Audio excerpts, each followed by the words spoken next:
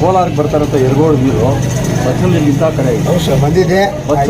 ಬೇಕಾದ ಬಂದರೆ ಆಲ್ರೆಡಿ ನಿಮಗೆ ಇವರು ನಮ್ಮ KDP ಮೆಂಬರ್ ಕೂಡ ಫೋನ್ ಮಾಡಿದ್ರು, ನಮಗೆ ಆಲ್ರೆಡಿ ಫೋನ್ ಮಾಡಿದ್ರು, ಸಾಹೇಬ್ರು ಗೊತ್ತಾನೆ ಫೋನ್ ಮಾಡಿ ಕೊಡೋದ್ರು, ಆಮೇಲೆ ಮಾಡಿಕೊಡ್ತೀನಿ.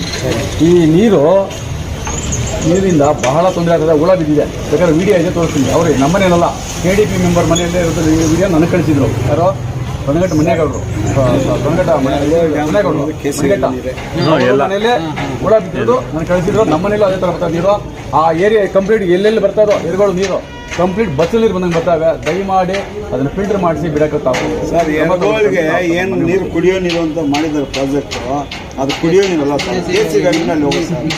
ನಾನು ಈ ಅಮ್ಮೇಳಿ ಕೆರೆಗೆ ನೀರು ಬಿಡಬಾರ್ದು ಅಂತೆಲ್ಲ ಒಂದು ಹೋರಾಟ ಮಾಡಿ ನಮ್ಮ ನೀರಾವರಿ ಹೊಡೆದು ನಾವು ಹೇಳಿದೆ, ಅಮ್ಮೇಳಿ ಕೆರೆಗೆ ಏನು ಬಿಡಬೇಡ ಅಂತೀರಪ್ಪ, ಎರಗೋಳಿ ಡ್ಯಾಮ್ಗೆ ಅದೇ ನೀರು ಹೋಗೋದು ಅಂದರೆ. ನಾನು ಮಾಲೂರು ತಾಲೂಕು ಏನಾಗ ನಮ್ಮ ಹೊಸ ನೈಸ್ ರೋಡ್ ಆಗಿದೆ, ಅಲ್ಲಿ ಕೆರೆ ಒಂದಿದೆ ರೋಡಲ್ಲಿ, ಮಾಲೂರಲ್ಲಿ. ಆ ಕೆರೆ ತುಂಬಿದರೆ ಮುಂದ್ಗಡೆ ಸಬ್ಬನಹಳ್ಳಿ ಕೆರೆಗೆ ಹೋಗುತ್ತೆ, ಸಬ್ಬನಹಳ್ಳಿ ಕೆರೆ ತುಂಬಿದ್ರೆ ಇಜಿನಹಳ್ಳಿ ಕೆರೆಗೆ ಹೋಗುತ್ತೆ, ಅದು ತುಂಬಿದ್ರೆ ಆನೆಪುರದ ಕೆರೆ, ಅದು ತುಂಬಿದ್ರೆ ನಿದ್ರಮಂಗಲ ಕೆರೆ, ನಕ್ಕನಹಳ್ಳಿ ಕೆರೆ ನಮ್ಮೂರು ಕೆರೆ, ಚಂಬೆ ಕೆರೆ.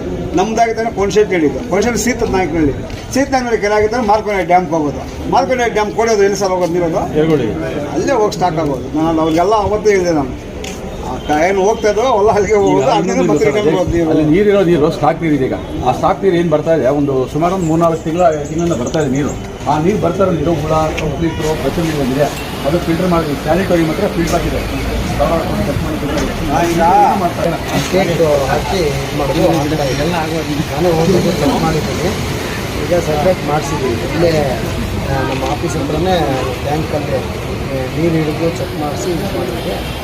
ನಾನು ಅವಾಗವಾಗ ಚೆಕ್ ಮಾಡ್ತಾ ಇದ್ರೆ ಸರಿ ಆಗುತ್ತೆ, ಇಲ್ಲಾಂದರೆ ಅದನ್ನು ಭಾಳ